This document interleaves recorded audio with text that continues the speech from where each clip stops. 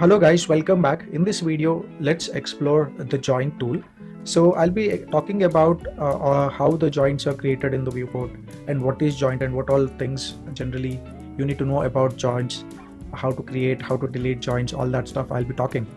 I made a video on joint tool options. I'll be sharing the link in the description. And let's start with the joint. So first, before getting into that, let me place a joint in the viewport, okay? So when I've created this joint, it's a simple transform node, okay? So if I open the attribute editor, it has got some transform node here, which is related to translation, rotation, scale, etc. Apart from that, you have other options also. So I can select a joint, I can move it anywhere, I can rotate the joint, I can scale the joint, okay? I can do anything with this particular joint there. So I'll be pressing Ctrl D to duplicate it, and then I'll be creating more joints. Now you should be able to see we got 4 different joints in the viewport, okay? And I can move them independently, and there's no relation between one or the other joint here, okay? If I select any joint here, and then if I change the values or reset the values, that joint will go to the origin there, okay? So I can generally make that way, and it goes there. Now let me select one of the joint here, joint number 4, and then I'm selecting joint number 3. I'll go to edit and then choose this option called parent. Now what you're seeing here is this joint, which is a child joint, and this joint is a parent joint. Something which is built between these two joints is called bone, okay? Now if I select any particular joint, you have the radius option which you can control it, okay? You can increase or decrease this joint radius. Joint radius will show no effect on the skinning based on the radius, so it's only your viewport visualization preference only. So I've got this joint, and if I go to the display and choose animation, and then we have this option called joint size, and there's a slider here. If I increase that or decrease that, all joints start becoming bigger, and it is generally multiplier to your radius, okay? Let's say if this joint is 0.25, and then when I increase, it will scale to its proportions only, okay? So anytime you want to make the joints big or small, you can go to the display, animation, and joint size, and that would generally resize the joint there. And I could see here this joint is now in a hierarchy. You could see joint 3 and joint 4. So I can select this joint and this joint, press P, or I can select joint number 3, use middle mouse and drag it and drop it on joint number 2 in the outliner. I can do that way. You can also go to Windows, General Editor, and Hypergraph Hierarchy, and you should be able to see there are 4 joints in hierarchy. I can just middle mouse, drag and drop outside in the empty area, and then you should be able to see those joints are now independent. They are no more in hierarchy. So I can select joint number 4, middle mouse, drag and drop on the joint number 3, will make it as the parent child. So joint 3 will go to joint 2, joint 2 will go for joint 1. I'm using middle mouse drag, okay? And that's how a hierarchy is built. And don't think that this is the way I create the joint hierarchy. No, I'll be showing how I create a joint hierarchy. So just go to the create joints and then just click and start proceed that, okay? Then you can get the joint chain or joint hierarchy like that in a sequence. If I select the joint here and then reset the value, the first joint goes to its the world origin. However, when I select any joint and make the values reset there, you should be able to see the joint is going to its parent. So the translate x8 is nothing but to the parent, okay? Parent has got the local rotation axis, and from the parent the child is 8 units away in the x-axis. The parent's x-axis is this side and y-axis is this side, okay? And you can select all joints one by one like that. Okay, let me just create a joint chain just like that. Maybe I can just hold. Okay, now I just select one joint and then rotate. You should be able to see I'm rotating only joint number 1. I'm not rotating joint 2 here when I'm doing this, okay? If I want to rotate all joints, I need to select one after the other like that, and then I should rotate the joints. Where you get that nice curl happening in the joint there, okay? You could also select all joint chains just by right clicking, and then here we have an option called select hierarchy, and then when you rotate it totally selects the joint hierarchy there. Maya joints are transform nodes, and they influence the polygon mesh, and the influence is called skin binding. in real human character or any animal you take, we have the bones, and these bones are linked with the joints, and these bones move by the muscle contraction and expansion or extension. Okay, so here in Maya, the joint is actually driving the muscle. It is quite opposite to how our creatures muscles and joints work. When we have to fold our forearm, our biceps will contract and triceps will extend, and it works like a pulley. But here the geometry is moved with the joints, so these joints are very much important for making your character move. It serves like an armature in a toy. Okay, so I've got 3 joints here. These are like simple transform nodes. Transform node means any object which can be moved, rotated, or scaled. So I can select this node and I can generally move it anywhere I want. Okay, but if I just bring up the polygons here, this polygonal mesh is very much influenced by these joints, and this influence is called skinning. Okay, so if I generally move this joint, you should be able to see a set of vertices are following that joint. Not only moving, even you rotate or scale this, the vertices will transform according to the joint here. Okay, and which vertex points are moving along with that joint are basically influenced by that joint. So you can select the model which is actually having the skin. Like you can identify by selecting the polygonal model. You should be able to see something called skin cluster. So right click and then choose paint skin weights.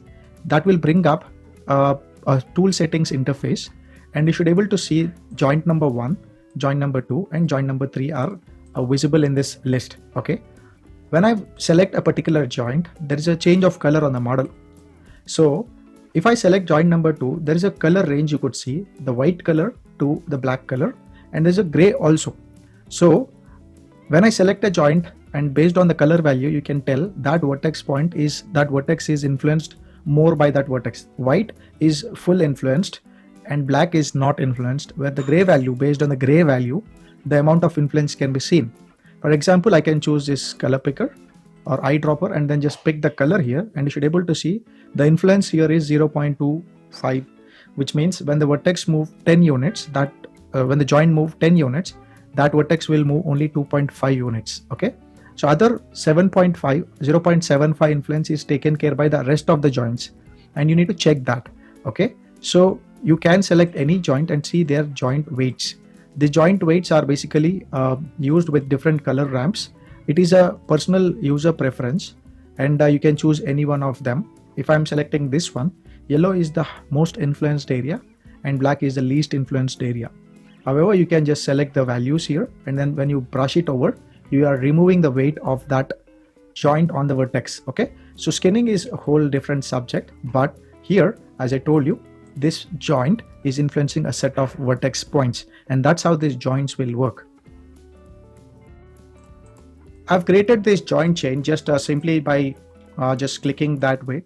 I got this joint chain here. Okay, one thing you should know that this joints what I've got here has got a orientation. Okay, let me go to the display, transform display, and local rotation axis. You should be able to see the X is facing towards their child joints.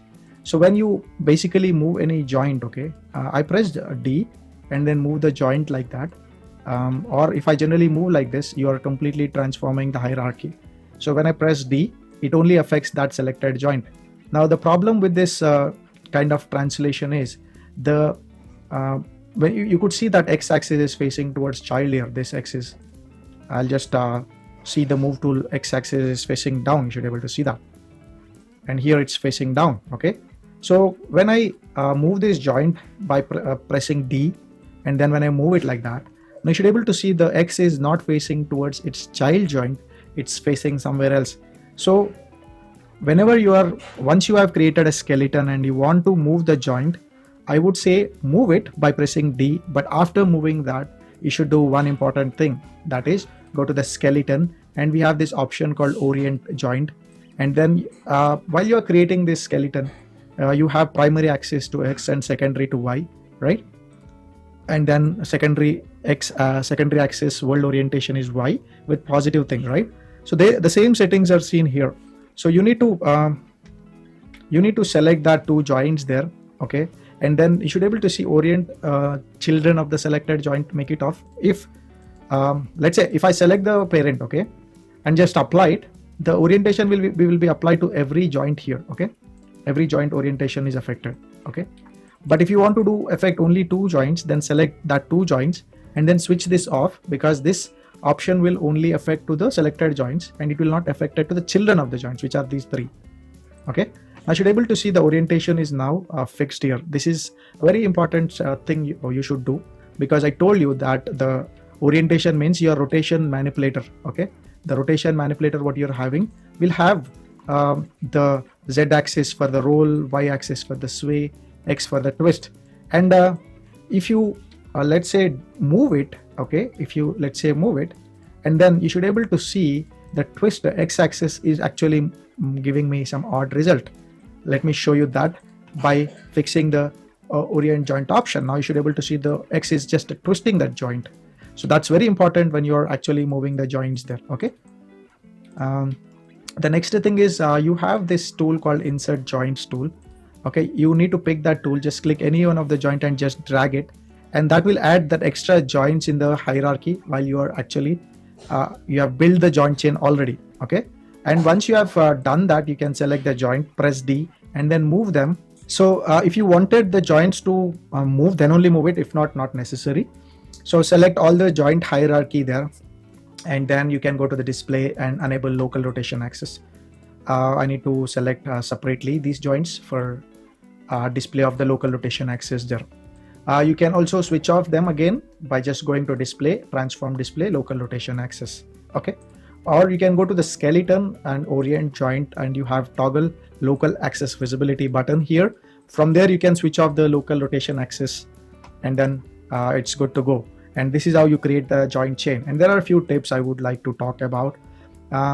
When you are creating joints for some complex shapes, firstly we'll see some basic things. Whenever you want to create a joint on the grid, you press X and then it will snap to the grid, because you have enabled the grid snap button there.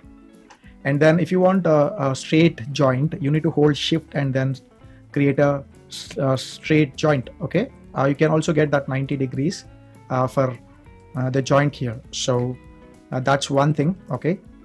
And let's say you want to create a joint on a particular shape, you can take help of the curve, okay. So I'll be taking a CV curve tool and then just create that way, okay. Once you have defined this curve, you can go to the display, NURBS display, and enable edit points there. And let's say how many joints you want in that particular shape. You need to use the rebuild tool for this. So I'm using the rebuild tool, and I'm going to put 10 number of spans, which is going to give me 11 points. 1 2 3 4 5 6 7 8 9 10 11, okay. The span is the space, the curve between these two edit points. Now once you have got this, you can go to the skeleton and then create joints with the default settings.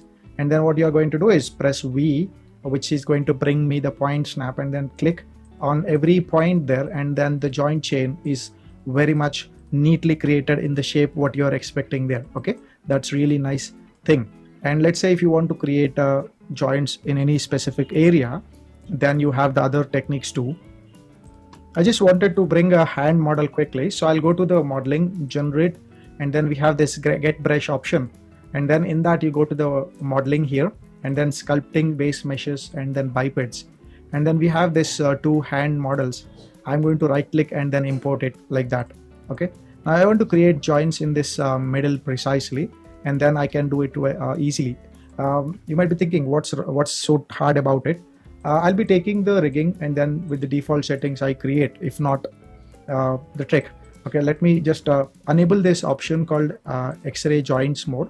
You can do that from here, and then you can even enable from this point also X-ray joints. And then I can also switch off use default material if you don't want any color on them. Then when I start creating joints in this particular finger, then you should be able to see that joint is not there in the finger, okay. So for that, what you have to do is you need to select this model and then enable this button here, which is snap to projected center. Just click that and then go to the skeleton and then make sure that this projected centering is on, and then start placing the joints in the finger, okay. Now if you see the joints are there in the middle of that finger, which is a very useful thing to do. If this method is not working, there's an old school method, and that method is we used to select that vertex points, and then we create a cluster, and then cluster sits in the center of that selection, and then again we are going to select that vertex and then create a cluster, and then cluster, and then cluster. Let me select it precisely. Okay, so once that is done, you can switch off the joints, the polygon model display, and then go to the create joints option. Using point snap, just create that joints, and then you got the joints placed in the center of the model. After completion, you can delete the cluster handles which are not really required. Okay, so you can create joints that way. And very quickly I create joints for this hand. I'll enable this option, go to the skeleton, just click. It's a little bit rough, no problem, just for the demonstration purpose I'm creating those joints. Now I just wanted these all fingers to be connected to one joint, so some people prefer to create joints here. Okay,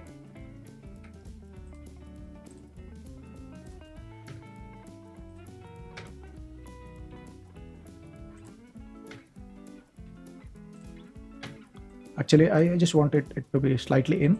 Now I can select this joint and this joint, press P on the keyboard for parenting. Okay,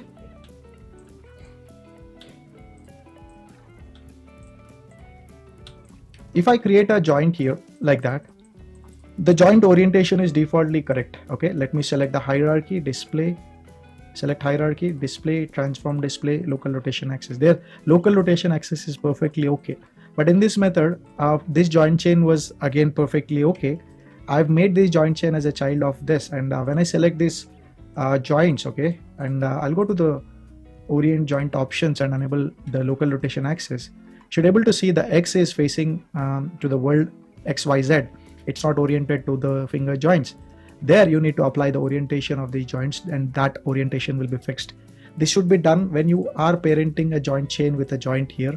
The local rotation axis is completely weird. Okay, let me create a skeleton from here to here, and then I'm going to select all of them and then press P here. So this joint chain local rotation axis is basically the world local rotation axis only. If you try to orient this one, okay, if you try to orient this one, this will orient to one of the joint chain, and it's not facing down, so which is not correct. So when more than one joint is child to one parent, when you apply this orient joint, you are doing some grave mistake there. You could able to see there, this is the move tool x-axis facing for the object. When I orient it, it is facing to this side, which is going to give me very odd orientation. So I would prefer to orient it to the world. Okay, and that's oriented to the world now. Okay, so that's something really important about joint creation, and this is a hierarchy of the joints when you're creating the joints there. Okay, let's say if you have created these joints, okay, and this joint is on this side, and I'm going to create a joint in the center, okay, and then make this as a child. Then what you need to do is you need to select this joint and then go to the mirror joint option, and then you can generally mirror in the on the other side of the model. Now you might be thinking which side is that I'm going to mirror it. Okay, imagine a plane in the center. Okay, so I want to mirror this joint chain across the plane here. So you need to know what is the plane axis, because there are YZ, XZ, XY thing. So this is Y and this is Z on the plane, okay, not the X. So this is a YZ plane. If I rotate this like that, this plane is X and Z plane. Okay, so I have to mirror across the plane, so I need to identify the plane axis. This is YZ plane. So select this joint and then choose YZ and then mirror it, and then you should be able to see that nice mirror happening on both sides of the plane. Okay, So you can try creating a skeleton for a character, and then let me know if you have faced any problem while creating the total hierarchy. And you can connect with me on my social media handles. I've shared those links in the description, and communicate with me for any further any suggestions or discussions on this topic.